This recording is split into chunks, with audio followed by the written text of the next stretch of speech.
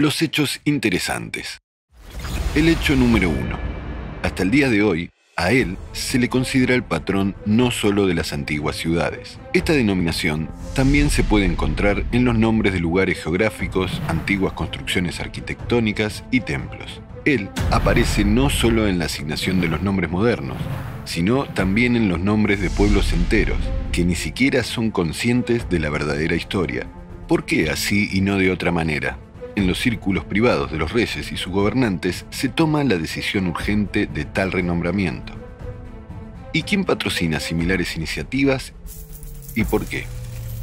Por ejemplo, la historia de la antigua Grecia. Desde el 2000 a.C., las tribus de los aqueos, acaios, junto con los jonios, dorios y eolios, fueron unas de las principales tribus griegas antiguas. Sin embargo, en el siglo VII a.C., los arcontes decidieron nombrar a sus tribus subordinadas que vivían en ciertos territorios con el nombre común los helenes y el país Helade. Así se llama hasta ahora, y para el pueblo se propuso la justificación para introducción de tal nombre con referencia a los mitos, escritos por los arcontes mismos. Pero la pregunta es, ¿de quién era esta historia que escribían los mismos arcontes?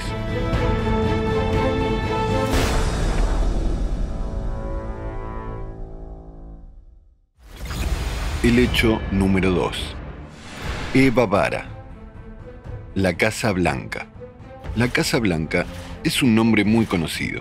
Pero, ¿por qué precisamente así se llama a la residencia de los gobernantes en diferentes países? Aún en el siglo III a.C., en la antigua Mesopotamia, en las poderosas ciudades de Sipar y Eleazar, Larsa, había dos templos, que eran objetos de cuidados especiales, tanto de los reyes babilonios como asirios y caldeos, pues en ambas ciudades estos templos se llamaron Eva Vara, la Casa Blanca o la Casa del Radián. Por ejemplo, en Sipar, la Casa Blanca contenía 300 salas y locales, entre las cuales se encontraban las viviendas de los sacerdotes y las cámaras reales. Las Casas Blancas estaban dedicadas al dios acadio Shamash, que fue el nieto de Dios Enlil.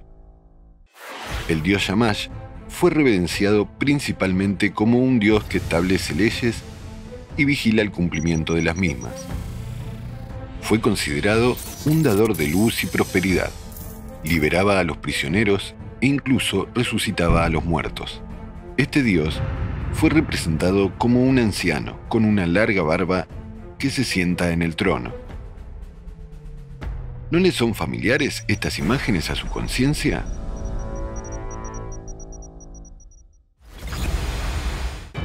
El hecho número 3.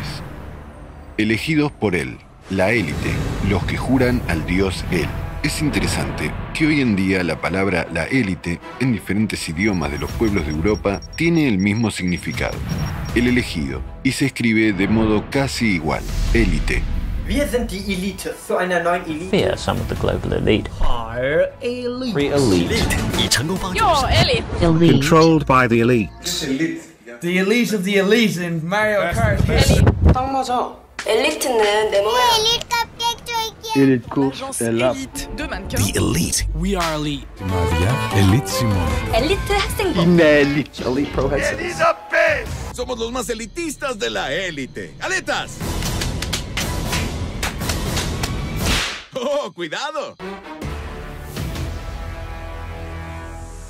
El término la élite en el idioma francés se utiliza desde el siglo XII, en el idioma inglés desde el siglo XIV, con el significado seleccionar, elegir para el servicio, es decir, elegir a un sirviente al que se le asigna un grupo subordinado.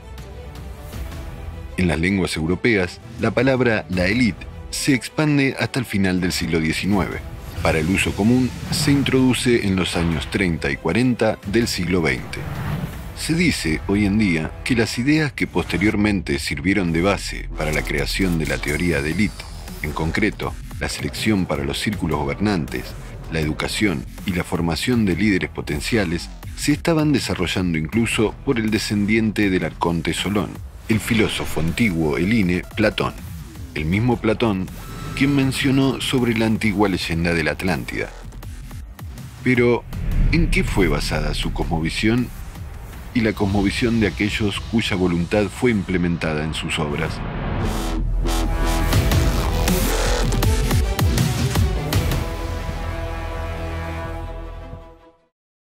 La antigua nueva ideología. Ilíada, Odisea. Ilíada y Odisea son los poemas épicos griegos antiguos atribuidos a un poeta desconocido llamado Homero, y hasta el día de hoy estas obras son enaltecidas para las nuevas generaciones, como las obras maestras literarias inigualables, los monumentos de importancia mundial. Pero, ¿cuál es su esencia? Las epopeyas de Homero, Ilíada y Odisea tienen similitudes con la epopeya babilónica Enuma Elish y Sobre el que lo vio todo, sobre el héroe Gilgamesh y otras leyendas de la literatura sumeria babilónica. Están cambiados los nombres de los dioses principales, pero la trama principal oculta de las historias sobre la guerra de Troya y las aventuras de los protagonistas lleva a lo mismo. La última palabra en el destino del héroe o de los pueblos se queda en disposición del Consejo de los Dioses, encabezados por el dios humanoide principal, que posee todas las cualidades y vicios humanos. De hecho, no es solo un monumento del pasado, esto es una grabación en la conciencia humana de la ideología de los atlantes, de la historia de la vida de los dioses, sentados sobre un monte de la inmortalidad, el Olimpo. Ilíada narra sobre los participantes de los sucesos de la guerra de Troya. Es un momento clave, en el que participaron todos los dioses del Olimpo, y no fueron los propios dioses los que participaron, sino que solo se reunieron en el consejo y decidieron, dirigidos por Zeus, cómo se desarrollaría el curso de los acontecimientos, quién iba a perder o morir, incluso si la suerte estaría en el lado de unos u otros héroes o pueblos. En general, cómo jugar al ajedrez consigo mismo. Es decir, se muestra el juego de los dioses, mientras que la conciencia del oyente está sumergida en las emociones de las peleas y las discusiones de los héroes, sus relaciones conflictivas. En términos modernos, es una película de suspenso que termina trágicamente para los héroes, donde el protagonista, de quien supuestamente la gente debe tomar un ejemplo, Heracles, se quita la vida con el suicidio. Una vez más, se afirma la idea de que la inmortalidad es el destino de los dioses, pero no de los humanos. Y en Odisea se narra sobre las aventuras del protagonista Odiseo, salvado por un milagro después de la masacre de la guerra de Troya, sobre su encuentro con diferentes pueblos, con monstruos, con los fenómenos del mundo invisible y con la magia. Pero la idea principal de la obra sigue siendo la misma. Los dioses se reunieron en el consejo y decidieron el destino de Odiseo. Y luego manejaron al héroe con sus viajes, como a una marioneta. Como resultado, con las manos del héroe, los malvados están derrotados. Los obedientes están recompensados. La última palabra es de los dioses. Al igual que en el caso de los sumerios, el texto fue diseñado para facilitar la memorización y la percepción por la conciencia primaria, es decir, para el nivel de percepción de un niño de 6 años. Los héroes o acciones se asociaron con los momentos con los cuales una persona se encuentra en la vida cotidiana, y esto sirvió como un recordatorio adicional de la trama. Al igual que en el caso de los sumerios, estas obras fueron dirigidas específicamente a los oyentes y no a los lectores reflexivos, con el objetivo de causar emociones colectivas. Se suponía que el oyente conocía la prehistoria, por lo que el énfasis se hacía precisamente en el impacto emocional sobre el oyente. Además, como la introducción a estas recitaciones, se utilizaron los himnos de Homero, que contenían apelaciones a diferentes dioses. Los poemas fueron creados usando la misma técnica que la de los sumerios, con la rápida declamación emocional, así como con la percepción de la música. Toda la atención del público está fijada en la trama y su desarrollo, una especie de antiguo concierto de rap rock. El resultado es un estado de excitación colectiva del principio animal en el público. En otras palabras, se engendraba un egregor colectivo. Las personas estaban emocionalmente contagiadas con los pensamientos sobre la trama, y ellas mismas se convertían en los activos portadores y propagadores de la historia de los dioses del Olimpo entre la población común. Al igual que en el caso de los sumerios, cuando preparaban a sus antiguos periodistas, aquí, para la propagación pública, también se preparaban personas especiales, Como ya se ha mencionado, desde el siglo VI a.C. aparecieron personas a quienes a nivel legislativo se les fue concedido el derecho a declamar públicamente los poemas de Homero, los llamados hijos de Homero, los rápsodas. Pero, ¿quién dio origen a la imagen de Homer, por así decirlo? ¿El hijo de quién fue Homero? Vaya, Homero. ¿Por qué exactamente Homero? La historia conserva algunos hechos interesantes. El hecho número 1. En el siglo I a.C., en particular desde el siglo X hasta el siglo VII a.C., hubo eventos que influyeron posteriormente en el cambio de la cosmovisión no solo de los pueblos del este, sino también del oeste, y se reflejaron en la cosmovisión de la gente moderna. Justo en esos tiempos, es popular el poema épico babilónico Enuma Elish. Continúa traduciéndose a diferentes idiomas. Aparece la Biblia antigua judía Tanaj, que posteriormente formó la base del Antiguo Testamento de la Biblia. Se componen los poemas epopeyas de Homero, Ilíada y Odisea. Curiosamente, el dios Enlil fue conocido por los antiguos helenos gracias a las traducciones babilónicas bajo el nombre de Ilinos. Y la palabra Elíada, Helada, hebrea, se traduce del hebreo como «a quien sabe Dios él» o «él sabía, supo». Enlilia, Enlil, Ilinos, Eliada, Ilíada. El hecho número 2. En la Biblia, justo en el Antiguo Testamento, se menciona a los descendientes de Noé, el hombre que, de acuerdo con las antiguas leyendas orientales, sobrevivió al diluvio. Noé tenía 3 hijos. El mayor de ellos se llamaba Jafet. Jafet tuvo 7 hijos. Entre ellos, uno se llamaba Gomer y el otro era Javán. Y uno de los hijos de Javán se considera Elisha en judío. Estos son los antepasados de los helenos, los antiguos griegos. El hecho número 3. Según las leyendas griegas, exactamente Helín, el nieto de Prometeo, según otra versión, el hijo de Zeus, es el progenitor de los helenos, y sus hijos y nietos son epónimos de las principales tribus griegas. ¿Por qué el monte Olimpo? El nombre Olimpo es de origen pregriego. El monte Olimpo, en la tradición, se consideró sagrado y se convirtió en el lugar de la estancia de los dioses helénicos y el centro de las narrativas mitológicas. Pero pocas personas saben que el monte Olimpo recibió su nombre de la palabra El Olam. De hecho, es una expresión conocida desde la antigüedad, que significa lo mismo que en los sumerios, la montaña del inmortal. Hasta ahora, en las investigaciones científicas de la literatura del pasado, existe la llamada cuestión de Homero.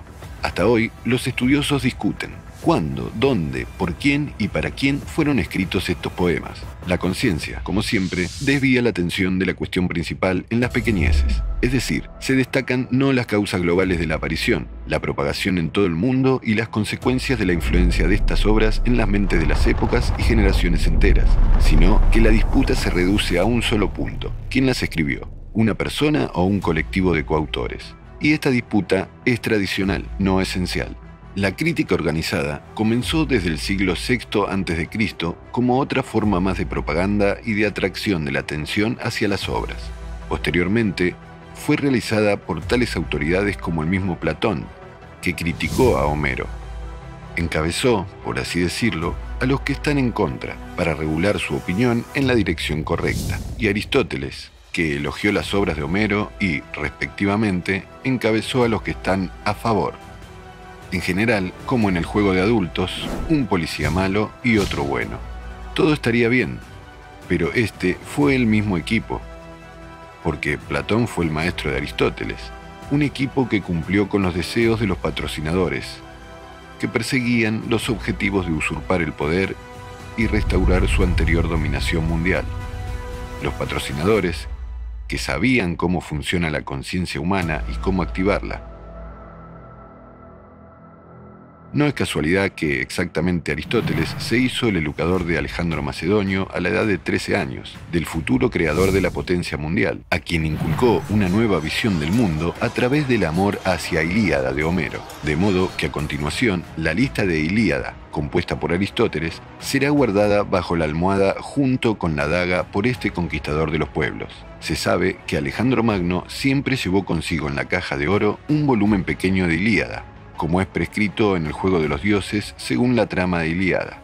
Los dioses crean rápido un héroe, lo utilizan y luego éste muere según la voluntad de los dioses, y su nombre se utiliza en la propaganda posterior. Ahora todo el mundo conoce el nombre de Alejandro Magno, pero ¿a quién este hecho ha aliviado? Las caminatas militares de Alejandro Magno contribuyeron a la difusión de los fundamentos del helenismo hacia el este, y esta rama también se popularizó entre los pueblos.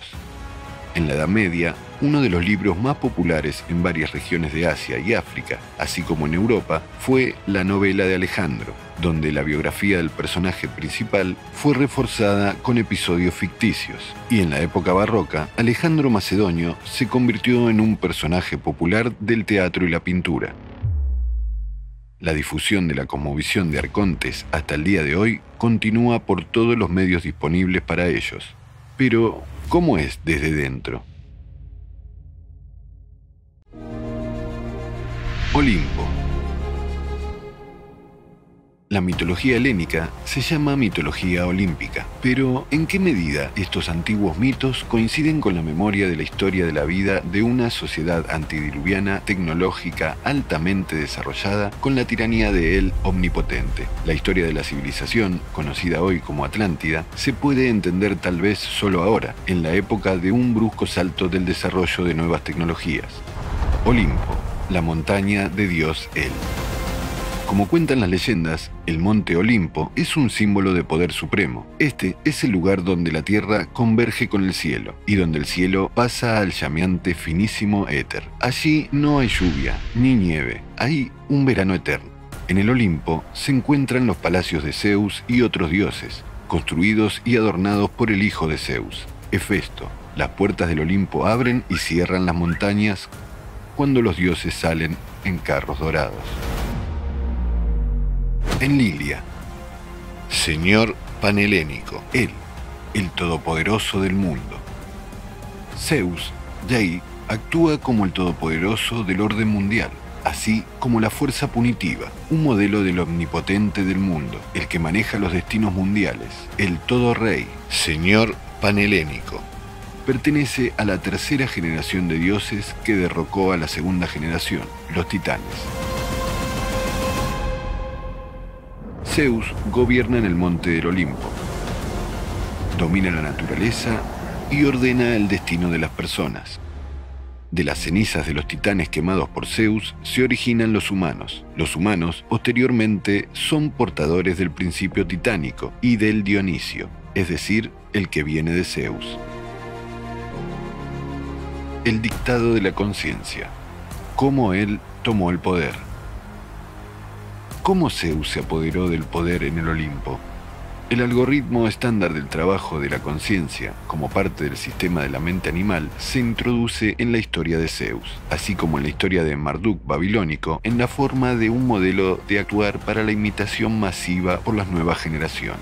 Zeus derrocó a la generación anterior de dioses, a su padre Cronos y los titanes. Adquirió el poder supremo sobre los dioses y los hombres. Luchó por el poder con sus parientes más cercanos. Engendró los hijos y los hizo dioses. Introdujo una nueva ley y un orden, las normas de moral, las ciencias, las artes. Creó su élite, que son los dioses del nuevo tipo. Creó a los ejecutores de su voluntad, que transmitieron sus decisiones a los gobernantes y héroes en la sociedad humana. Ciertamente es una historia conocida sobre Enlil sumerio y Marduk babilonio. Verdaderamente es una historia familiar sobre el establecimiento del poder y el gobierno del mismo Alejandro Magno, a quien desde su juventud encolcaron el gusto por Ilíada, y no solo sobre él. Mas, este modelo fue introducido por los descendientes de los atlantes inicialmente, con las sustituciones sobre el significado espiritual de Dios para las personas. Se introduce de modo que las personas entienden que el Dios Supremo es igual que los seres humanos, tiene pasiones animales y que supuestamente no hay otra alternativa a la coexistencia pacífica en la sociedad. Después de todo, supuestamente el propio Dios Todopoderoso actúa de la misma manera. ¿Por qué en las cabezas de las personas modernas está insertada esta imagen de Dios como un hombre con barba sentado en el trono? ¿A quién le conviene? El sistema no entiende lo que es la verdadera vida espiritual. Por lo tanto, la dictadura de la conciencia sobre la personalidad genera las imágenes correspondientes, prescritas en los algoritmos del control de sistemas sobre las personas. Un hombre llamado él, autoproclamado Dios. Zeus y los dioses del Olimpo tienen una apariencia humana. Todas las pasiones humanas, las emociones, el entretenimiento son inherentes a ellos. Tienen numerosos matrimonios, viven ociosamente y sin preocupaciones. Los dioses tienen comidas abundantes en sus palacios dorados. La esposa de Zeus Hera y el apodo con rizos de oro con su hermana Artemisa y Afrodita dorada, y la poderosa hija de Zeus Atena y muchos otros dioses. La hija de Zeus, la joven Hebe, y el hijo del rey de Troya, Ganímedes, el favorito de Zeus, que ha recibido la inmortalidad de él. Les traen la comida que los hace inmortales, ambrosía y néctar, que es la comida y la bebida de los dioses.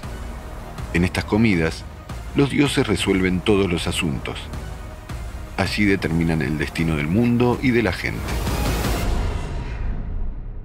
Altas tecnologías de la civilización antediluviana, la inmortalidad en el cuerpo para los elegidos de él, la prolongación de la vida más allá del límite de la especie. Diferentes pueblos han conservado leyendas sobre el tiempo pasado, que contienen información interesante sobre los logros de la ciencia de la civilización antediluviana. En el campo de la medicina es la prolongación de la vida más allá del límite de la especie, es decir, la longevidad significativa de la gente de aquel tiempo. Bien, la posesión de las tecnologías médicas del rejuvenecimiento del organismo. Estas leyendas están relacionadas con las bebidas y la comida de los dioses inmortales. Ambrosía, soma, amrita en las narrativas de la antigua India, manzanas de la eterna juventud en los cuentos de los pueblos del oeste, melocotones en los cuentos chinos, en los sumerios con las tecnologías que en las imágenes de aquella época se ven como piñas de cedro. Se producen en un lugar especial, el bosque de cedro, donde Dios él puso su guardia personal. Pero al resumir estas menciones de diferentes pueblos sobre la misma tecnología que hace que la gente sea longeva, entonces se puede entender lo siguiente. Había un laboratorio para la fabricación de este medicamento comida de los dioses, que se encontraba en una isla montañosa separada y estuvo vigilada escrupulosamente por orden del gobernante supremo de los dioses, el señor del aire y el cielo. En los mitos se llama de manera diferente. Los jardines de Hespéride, Emaína Blach, en el país de la juventud eterna, la isla de las manzanas mágicas, Ínsula Avalonia, el monte Mujabat y otros. Esta isla se encontraba en los confines del mundo, junto a las orillas del río Océano. Las guardianas de las manzanas de oro de la juventud eterna eran varias mujeres. Por ejemplo, en la antigua leyenda griega son las ninfas Hespérides, las hijas del titán Atlante, y el propio jardín estaba protegido por un tal objeto que trataba de destruir a todos los que venían para secuestrar esas manzanas. Y esto, por lo general, eran los hombres mortales, los héroes que estaban realizando sus hazañas o cazando el secreto de la inmortalidad o la larga vida. Por ejemplo, el antiguo griego Hércules, el sumerio Gilgamesh, el antiguo indio rey de las aves Garuda y otros. En los helenes es un guardia de seguridad del lugar con los frutos de la inmortalidad, un dragón de 100 cabezas Ladón. En los sumerios, en la leyenda Gilgamesh y la montaña del inmortal, es Ubaba, una criatura multimanos y multipies, rodeada por los destructivos rayos mágicos de luz, el espíritu del árbol en el que crecen estas maravillosas manzanas.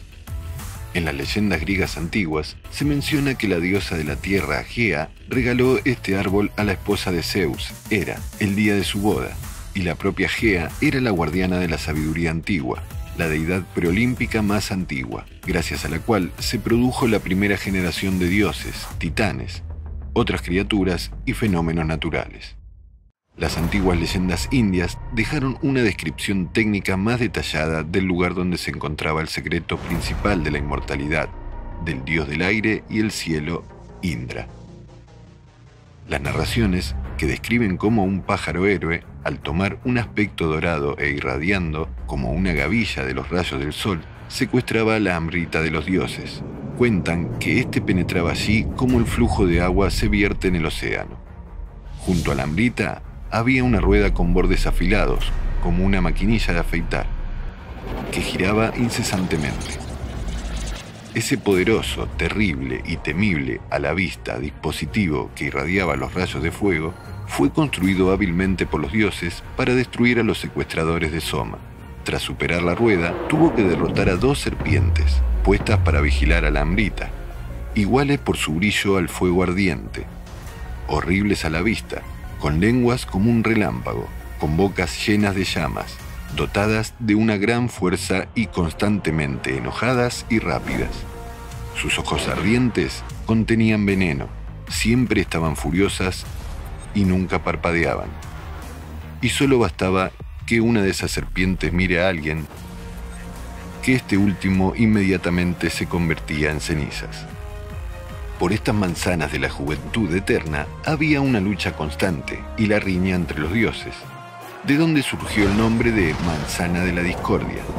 En los mitos germano-escandinavos sobre la diosa de la juventud eterna, Idun, que se le permitió recoger estas maravillosas manzanas para los dioses, se conservaron algunos detalles interesantes. Las manzanas de la juventud, gracias a las cuales los dioses mantuvieron la juventud eterna, tenían una propiedad. Su acción duraba 40 días. Y si no había más el uso de estas maravillosas manzanas, entonces esta pérdida inmediatamente envejecía a los dioses. Sus ojos se nublaban, la piel se volvía flácida, la mente se debilitaba. Y sobre ellos cernía la amenaza de la muerte. ¿Por qué ocurría eso? No se trata en absoluto de los errores de la ciencia, porque prolongar la vida más allá del límite de especie se puede sin tener consecuencias. Se trata del control total de él sobre su élite.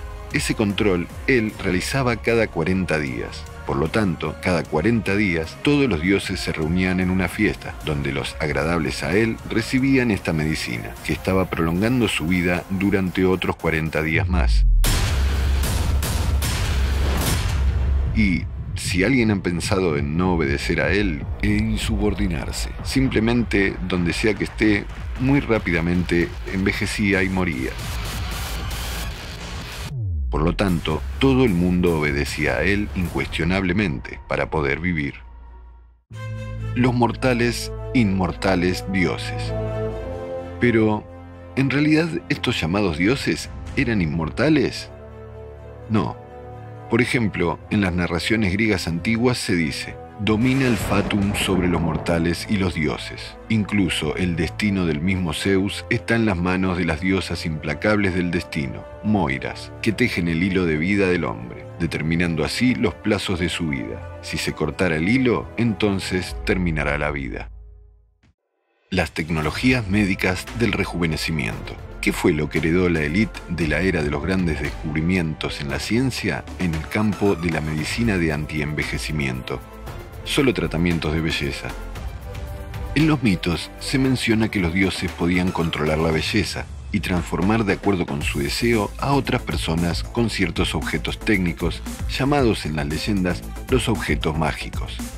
Por ejemplo, según Homero, la diosa Atena, con un solo toque de su varita mágica, hizo a Odiseo más alto, más hermoso y le dio rizos. Además, Atena transformó a Penélope en la víspera de su encuentro con el esposo, la hizo más alta, más blanca y vertió sobre ella ungüento de ambrosía, que fue utilizado por la propia Afrodita. Los vuelos intercontinentales. En los mitos de los pueblos del mundo se hace referencia a los vuelos de los dioses, los reyes y sus mensajeros en los rápidos medios de viajar por el aire, a menudo similares a las aves. Así, por ejemplo, el rey de Etán montó un águila para subir hacia los dioses y luego regresó a su ciudad para continuar el reinado. Irida, que transmitía los mensajes de los dioses olímpicos y ejecutaba sus órdenes, tenía las alas de luz iridiscente que la llevaban más rápido que los pensamientos, en un abrir y cerrar de ojos, llevándola a los lugares más lejanos. En las leyendas chinas se menciona que la particularidad de la vida de las personas inmortales Xian fueron sus constantes vuelos en las grullas. Xiane, la grulla de los inmortales. La capacidad de correr en las nubes, manejar los dragones voladores, que ellos, en su país de la inmortalidad, volaban de una montaña a otra y viajaban más allá de los 4 mares. En la antigua Mesopotamia, un águila se designa como un símbolo de la deidad de la guerra sumerio Ningirsu, el hijo de Enlil. En las leyendas de la antigua India se menciona que los dioses volaban en los carros celestiales, superando rápidamente largas distancias. Las tecnologías de la información. Entre las tecnologías de la información se menciona la capacidad de manejar y utilizar las imágenes holográficas, transmitiéndolas a distancia. Los dioses del Olimpo supuestamente podían tomar diferentes formas. El mismo Zeus a menudo adquiría las imágenes de la nube, la lluvia, el toro o un águila, visitando diferentes lugares. La imagen del toro también fue tomada por Marduk y Enlil. Las tecnologías de construcción. También se mencionan las tecnologías de construcción en la leyenda sobre Seto, el hijo de Zeus, y su hermano gemelo Anfión. En la construcción de las murallas de la ciudad de Tebas, Seto llevaba y apilaba las piedras, y era Anfión quien solo tocando la lira las ponía en movimiento y las hacía colocarse en un lugar determinado.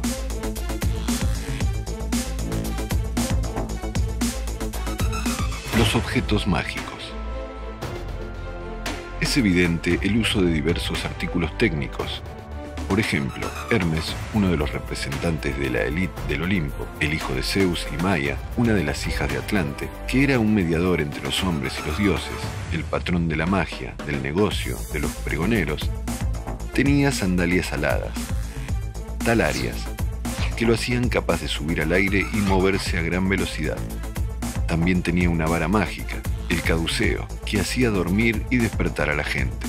Se utilizaba para transmitir la voluntad de los dioses a los hombres mortales y, más a menudo, lo realizaba durante el sueño, cuando la persona dormía. Hermes repartía los objetos mágicos a los héroes. Conocía los secretos de Aib, cerrados y accesibles solo para los iniciados.